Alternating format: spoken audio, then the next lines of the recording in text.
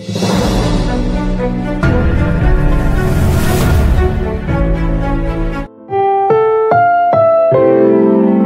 programang ito ay rated SPG. Striktong patnubay at gabay ng magulang ang kailangan. Maaaring may masiselang tema, lengguwahe, karahasan, sexual, horror o droga na hindi angkop sa Welcome back mga ka-episode plus at narito ang mga dapat nating abangan dito nga lang sa Abot Kamay na Pangarap. Kung saan nagbabalik na naman nga itong si Moira sa Apex at dito nga ay plano nga niya na makapagkampihan pa nga sa mag-ama na si Justine at kay Eric na makapaghiganti dito nga kay Giselle.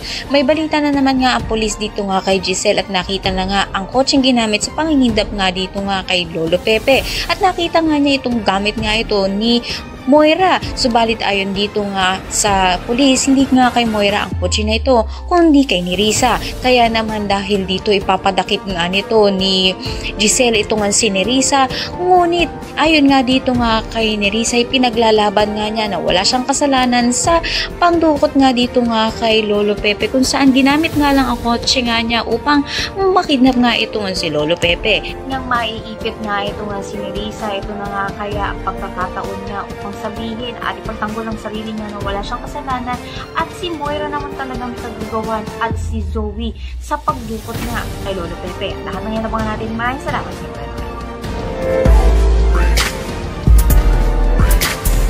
Ang magiging sampid sa Apex.